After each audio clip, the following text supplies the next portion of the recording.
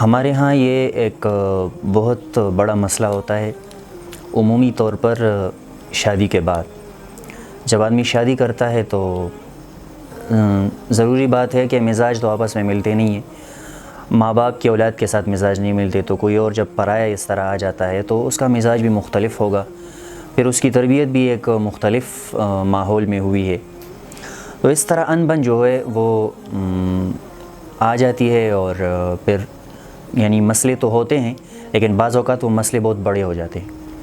پھر بعض اوقات آدمی پریشان ہو جاتا ہے، جو شوہر ہے وہ پریشان ہے کہ ابھی ماں باپ کی مانوں یا بیوی کی مانوں، کس کی میں مانوں۔ ابھی ہمارے پڑوس میں ایک واقعہ 1 سال پہلے تقریباً واقعہ ہوا ہے کہ ساس اور جو کیا کہتے ہیں یعنی ایک عورت کی ساس کے ساتھ لڑائی ہوتی تھی، پھر ساس جب بیٹا گھر آ جاتا تھا تو اس کے کان میں بات پہنچ جاتی تھی کہ یہ اس طرح کرتی ہے، تمہاری بیوی اس طرح کرتی ہے، اس طرح کرتی ہے، یعنی بہو کے خلاف وہ اس کے کان بھرتی تھی۔ بیٹے نے ایک دن غصے میں آ کر اچھا، اور جو اس کے دیور وغیرہ تھے وہ بھی اس کو، یہاں تک میں نے سنا کہ وہ ان کے جو دیور تھے وہ لڑائی جھگڑوں میں، یعنی جس طرح گھر کے لوگوں کو بڑے تپڑ وغیرہ لگا لیتے تھے تو لگاتے ہیں، تو اس طرح وہ اس لڑکی کو بھی تپڑ بھی لگاتا تھا کبھی کبھی غصے میں آ کر، اس کا جو دیور تھا، اور یعنی بد اخلاقی۔ تو آخر کار نتیجہ یہاں تک پہنچا کہ ایک مرتبہ ساس بہو کی لڑائی ہوئی اور بیٹے نے غصے میں آ کر بیوی کو طلاق دے دی، 3 طلاق۔ پھر وہ یہاں گھر آ گئی، اور بعد میں خاوند روتا بھی تھا، اور یہ وہ یہاں میرے پاس بھی آئی، اس نے کہا کہ وہ بہت اچھا لڑکا ہے لیکن اس کی ماں ایسے۔ میں نے کہا کہ بالکل وہ اچھا لڑکا نہیں ہے، وہ انتہائی یعنی ایک ناقص، جاہل اور گوار ہے، کیونکہ لڑائی ماں کے ساتھ تھی،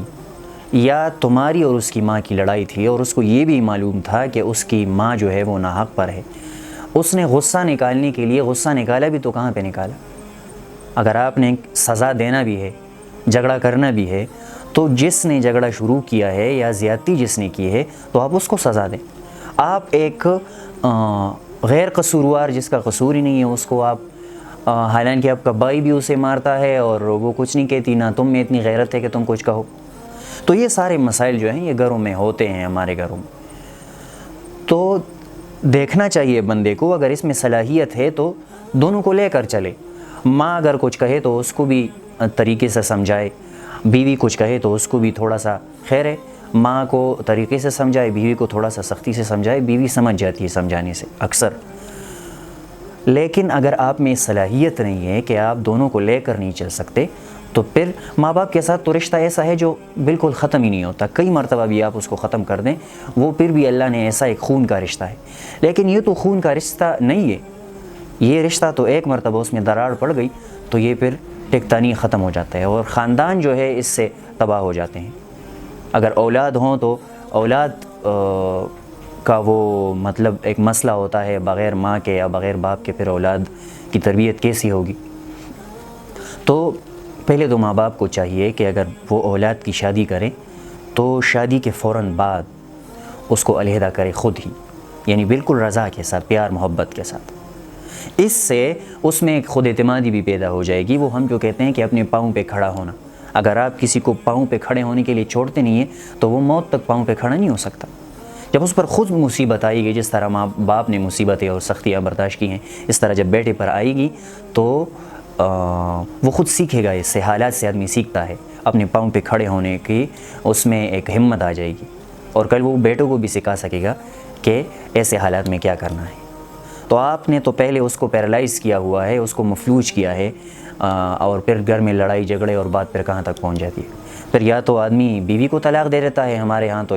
یہی دیکھنے میں آتا ہے، اور یا آدمی جو ہے وہ ماں باپ کے ساتھ ہمیشہ کے لیے ختم کر دیتا ہے۔ تو بیوی کو طلاق دو گے تو بھی ظلم ہے، زیادتی ہے، اور ماں باپ کے ساتھ ناتا توڑو گے تو بھی آپ یعنی ایک بہت بڑا گناہ کبیرہ میں شامل ہوں گے۔ تو اس کے لیے سب سے بڑا حل یہ ہے۔ لیکن اگر ماں باپ یہ نہیں کرتے، ان کو علیحدہ نہیں کرتے، تو پھر بیٹے کو سوچنا چاہیے، بیٹے کو کوشش کر کے اپنے لیے الگ انتظام کرنا چاہیے۔ شروع میں ماں باپ اور جو گھر والے ہیں وہ تھوڑا سا برا محسوس کریں گے، لیکن بعد میں حالات ٹھیک ہو جائیں گے اور انشاءاللہ آپ سے زیادہ خوش بھی ہوں گے، کیونکہ جب آپس میں آدمی رہتا نہیں ہے، تھوڑا سا فاصلے پہ رہتا ہے، تو پھر آپس میں پیار محبت بھی ہوتی ہے۔ اسی طرح بندہ اپنی ماں باپ کا خیال بھی رکھے، یعنی ان کی خیر خبر بھی لیتا رہے، ان کو خرچہ بھی دیتا رہے، یہ نہیں کہ بالکل ان کو چھوڑ دے، اور اس کی کنسنٹریشن جو ہے وہ اپنے گھر کی طرف بھی ہو جائے گی۔ قرآن میں صرف 2-3 جگہ ایسے ارشاد ہے، ایک یہ کہ وبالوالدین احسانا، ماں باپ کے ساتھ احسان کرو، ایک یہ ہے کہ اس کو اف نہ کرو۔ یہ 2-3 مقامات جو ہیں، اس کے علاوہ جتنی بھی احکامات آپ دیکھ لیں تو وہ فیملی کے احکامات ہیں، کہ بیوی کے ساتھ لڑائی ہو تو یہ بیوی کے احکامات، اور طلاق کے مسائل، اور یہ اور نکاح کے مسائل، اور یہ سب گواہی کے مسائل، اور یہ جتنے بھی آپ قرآن کو دیکھیں تو کیونکہ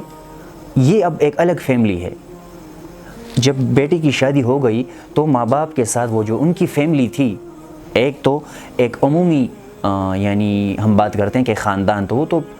ہزاروں لوگ ہوتے ہیں، لیکن جو بیسک اکائی ہے خاندان کی تو وہ میاں بیوی اور اس کے چھوٹے بچے، جب تک بچوں کی شادی نہ ہو تو یہ ایک الگ خاندان ہے۔ جب بچوں کی شادی ہو گئی تو ماں باپ کے ساتھ ان کا خاندان جو ہے وہ الگ ہو گیا۔ تو ان مسائل کو ہم نے سوچنا چاہیے اور سوچ سمجھ کر فیصلہ کرنا چاہیے۔ بیوی کو خواہ مخواہ طلاق دیتے ہیں تو بعض لوگ تو پھر خود بھی روتے ہیں اور اس کی بیوی بھی روتی ہے، لیکن پھر غیرت کے مسائل بھی آ جاتے ہیں، دوبارہ ان کا جو آپس میں جو ملاپ ہے وہ بھی ناممکن ہو جاتا ہے۔ بچوں پہ کیا گزرتی ہے سب آپ کے سامنے ہے۔ لیکن اور دوسری بات کہ اگر آپ الگ ہو گئے اس طرح لڑائی جھگڑے کے ساتھ، ماں باپ کے ساتھ آپ نے ناتا توڑ دیا، تو ادھر ماں باپ ہیں، ضروری ہے ان کا دل دکھتا ہے۔ تو ایسے حالات سے خود کو یعنی سوچنا چاہیے، بیٹھ کر اور سوچ سمجھ کر فیصلہ لینا چاہیے۔ اس طرح غصے میں آ کر یا جذبات میں آ کر فیصلہ کرنا، یہ ہمیشہ بعد میں اس پر پچھتاوا آدمی کو ہوتا ہے، اس لیے اس سے بچنا چاہیے۔ دوسروں کے ساتھ مشورہ، جو بڑے ہیں اس کے ساتھ مشورہ کرنا چاہیے، علماء کے ساتھ جا کر مشورہ کرنا چاہیے کہ میرے لیے کیا حکم ہے۔ بعض لوگ یہ دلیل دیتے ہیں کہ حدیث میں ہے کہ اگر ماں باپ کی اطاعت کرو، اگر وہ تمہیں کہے کہ سارا مال خرچ کرو تو مال خرچ کرو، اور اگر وہ کہے کہ بیوی کو چھوڑ دو تو بیوی کو چھوڑ دو۔ بھائی علماء سے پوچھو کہ اس حدیث کا مطلب کیا ہے۔ یہ تو اگر حضور کے پاس صحابہ آئے، کہا سارا مال صدقہ ہے، آپ نے فرمایا نہیں، سارا نہیں، اپنی لے چھوڑو، کیونکہ حدیث میں ہے کہ کاد الفقر ان یکون کفرا، یہ غربت جو ہے یہ اتنا اگر شدت اختیار کرے بعض اوقات تو آدمی کفر تک چلا جاتا ہے۔ تو آپ پر غربت آئے گی اگر سارا مال آپ خرچ کریں گے، اس کا یہ مطلب ہرگز نہیں ہے۔ اگر وہ کہے کہ بیوی کو چھوڑ دو، اس کا یہ مطلب نہیں، یہ تو موقع کو دیکھنا چاہیے کہ اس بیچاری کا کوئی بھی خطا، اس کی کوئی بھی گناہ نہیں، اور آپ کہیں کہ نہیں، تو یہ دونوں کو بیلنس لے کر چلنا ہے۔ لیکن اگر آپ بیلنس نہیں رکھ سکتے تو آپ الگ ہو جائیں، خود میں غیرت پیدا کریں، اور بعد میں آپ ماں باپ کو راضی بھی کر سکتے ہیں۔ تو یہ مسائل جو ہیں یہ سوچ سمجھ کر خاندان جو ہے بنانا اور خاندان کو جوڑے رکھنا یہ بہت مشکل کام ہے۔ اور وہ حدیث بھی آپ نے سنی ہوگی کہ شیطان سب سے زیادہ خوش ہوتا ہے جس اپنے چیلے سے اور اس کو گلے لگاتا ہے، اپنے ساتھ تخت پہ بیٹھاتا ہے، وہ چیلا جو میاں بیوی کے درمیان میں جھگڑا پیدا کرے۔ تو ان چیز، اور سب سے بڑا جو مسئلہ ہمارے جو پٹھانوں میں یہ اکثر ہوتا ہے کہ طلاق ہو جاتی ہے، پھر ماں باپ جو ہے وہ خاموشی اختیار کرتے ہیں، تو وہ ایک حرام تعلق ساری زندگی ان کا رہتا ہے۔ تو اس کے بارے میں میں آپ کو ایک بات بتا دوں کہ قرآن میں اللہ پاک نے فرمایا ہے کہ دونوں علیحدگی اختیار کر لیں اور دونوں فکر نہ کریں۔ اللہ رب العزت رکھنے والا ہے اور اللہ رب العزت رزاق بھی ہے اور وہ حفیظ بھی ہے، حفاظت کرنے والا بھی اللہ ہے اور رزاق بھی اللہ ہے۔ تو خاوند کا محافظ اور رب جو ہے وہ بھی اللہ ہے، اور بیوی کا رب جو ہے، جس طرح شادی نکاح کے اندر ان کا رب اللہ تعالیٰ، تو نکاح ٹوٹنے کے بعد بھی ان کا رب اللہ ہے، اور اللہ بہترین پلاننگ جو ہے ہر بندے کے لیے رکھتا ہے۔ اور ان کے اگر بچے ہیں اور بچوں کی خاطر وہ خاموش ہیں تو ان کے بچوں کا بھی رب اللہ ہے۔ اللہ پر اعتماد ہو تو یہ چیزیں حرام تعلقات سے پھر بچیں، اور بات یعنی شیطان بعض بڑے گناہوں کو بالکل چھوٹا کر کے آدمی کو دکھاتا ہے کہ بس خاموشی اختیار کرو، کچھ بھی نہیں ہے۔ تو ان چیزوں سے بچیں، اور اگر کسی سے یہ غلطی ہوئی بھی ہے یا ہو بھی جائے تو پھر علیحدگی آپ اختیار کریں، اس طرح گناہ میں ساری زندگی آپ نہ گزاریں۔ اللہ ہم سب کی حفاظت فرمائے۔ السلام علیکم ورحمۃ اللہ۔